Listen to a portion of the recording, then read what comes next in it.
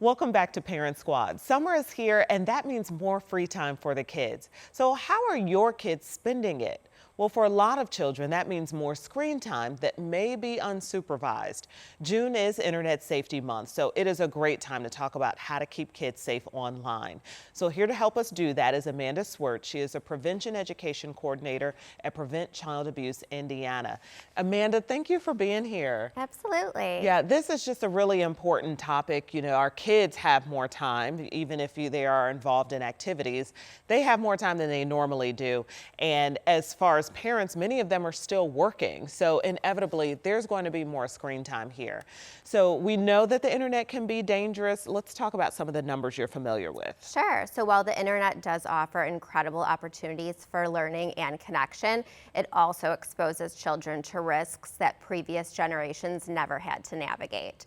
So for example, with the numbers in 2024, so that's the most recent data that we have, in 2024 compared to 2023, we see those numbers rise year after year. Looking at 2023, the numbers of reported and online enticement was in the high 200,000s, and now it is creeping up to the high 500,000s.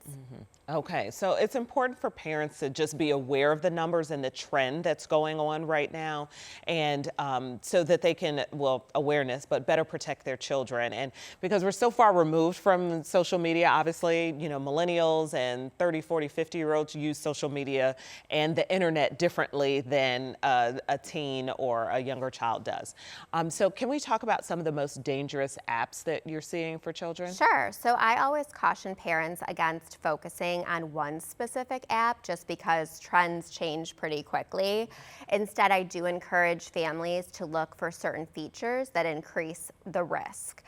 So if you want the most dangerous app, the app that generates the most police reports or 911 calls, that would be Snapchat, and that has been the trend since 2021. We do have other apps that kind of fall into that category where there's a lot of communication, and those are, of course, TikTok, Discord, and Roblox.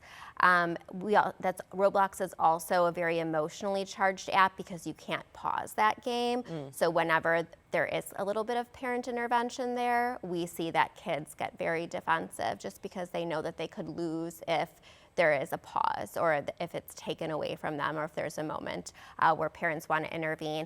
So we do encourage parents, there's different ways that we can kind of combat that. But apps with disappearing messages, private messages, anonymous interactions. Which happens a lot with Snapchat, right? Exactly. Okay. And they, meaning Snapchat, has changed their app features and improved them year after year starting in 2021.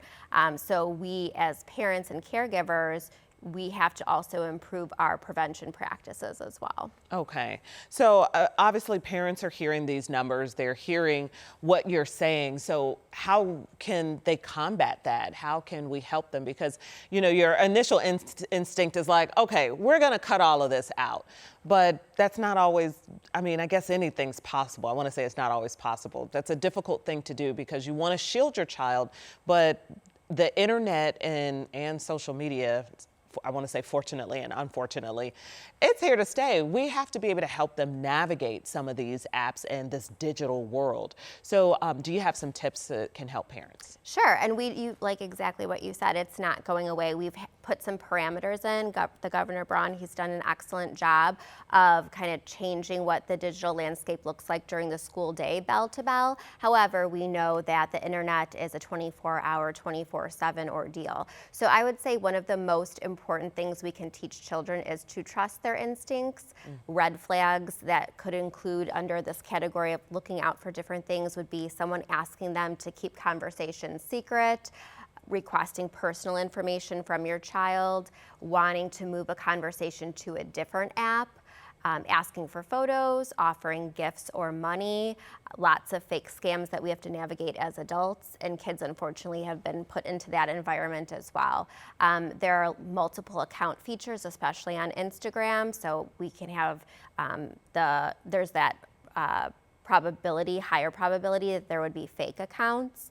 Our goal isn't to scare our children, it's just to empower them to Yes. recognize those concerns and just to know that trusted adults can help them. Yes, I have a friend that does have some young teens, and they have turned off the chat feature on as many apps as they can, particularly some of those gaming apps. And I'm like, oh man, that seems like that would be a solution there. Like if there's a way to cut all communication off with the outside world, but still be able to use the app. I know that's just one household and difficult to do.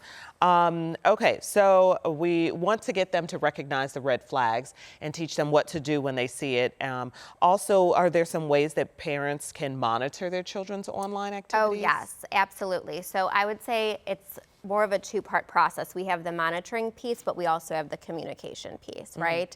So we want to have those conversations and be proactive so that if something does come up, children don't feel fear to bring it up and show parents. I think that a lot of times we're going to have children who know that something is icky or wrong, something just doesn't feel right, and they are too scared to bring it to their parents' attention because they feel like their device will just be confiscated from them. So just making it top of mind that if something is brought to your attention from your child, that you are partnering with your child, you're side by side with them, and you're going to figure out the process together. It's not really about consequences because that will deter your child from bringing this to your attention in the future. Yes, yes. So hopefully parents can better create that open door, I want to say open door policy, but that communication that just goes back and forth between parent and child. You know, I've seen parents also take the approach of, you know, privacy. There is no such thing as privacy when you're living under my house. Right. And it's like you want them to be able to come to you and think for themselves. But at the same time, I think you do have to monitor. And there are a lot of protections that can be put in place. So there is an excellent Google Doc that was very nicely done, and it shows parents with great visuals that we can share with our parents today that has settings that can be done inside each app, but then also with the device itself. And then on top of that, we also have some new alternatives that are out there. So there is the Bark blog. So that's a great reference for parents to go learn about the lingo that's being used, the newest, you know, most trendiest thing that is out there, because it's forever changing. Yeah, because they talk in code. Right, I know. They talk in code, people.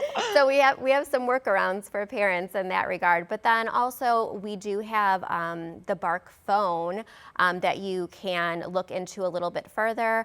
That is an option where it looks exactly like a Samsung or an Apple or what have you, but it is layered with protections. Even the contact list is able to be monitored by parents. If your child decides to add somebody new as a contact, you get that notification and you can say, no, that's not happening. We don't know. We haven't vetted this person. We don't know who this person is. Oh, wow. Okay, so Bark is what you're saying, like B-A-R-K. Correct. There's an app and there's a phone that people can search. Yes. Bark. Okay, the Bark app, the Bark phone. Check that out. Before we go, there was just one thing we didn't touch on, was AI. This is certainly a big conversation. Certainly within the last 2 to 3 years, parents now have to include this into how they monitor their child as well. Yeah. We have in recent news seen cases of children harming themselves because of what AI has told them to do or kind of manipulated the situation. I mean, are you seeing any of this or hearing any of this in your practice? Yes, we do have a couple of prevention trainings in place that you can check out at pkane.org.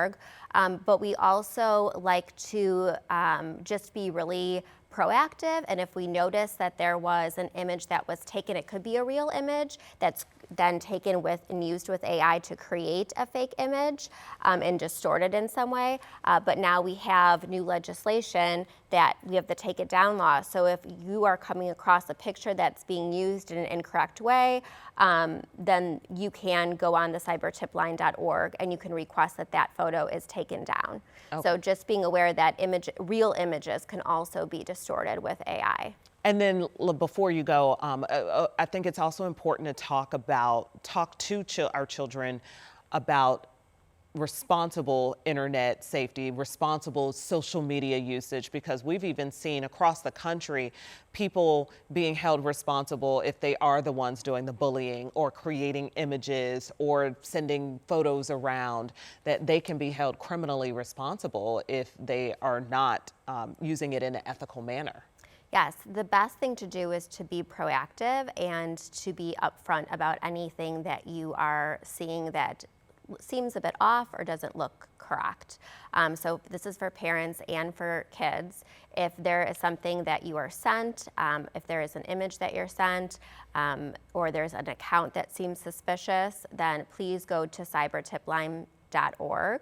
That's cybertipline.org, and that is through the NECMEC Foundation, and they are able to use either, it could be an email that you send, it can be a text message, it could even be that you go on the website and kind of use the chat feature on there, or just a phone call. So if something's slightly off, don't overthink it, just report it. Well, I am just so glad that we're talking about all of this, because I think, I mean, as parents, we can't be silent about protecting our children and doing what's best for them, particularly when we have this burgeoning internet world, AI world, new games, everything is ever changing. So thank you for just sharing kind of what you're seeing and some tips for parents so that we could keep the conversation going and you could do your best to stay on top of things. Of course, Amanda, thank you. We've got more info on internet safety and Prevent Child Abuse Indiana online at WTHR.com/Parent Squad. Still ahead, we're talking about how to prevent the summer slide when the kids get out of school on break. We've got that.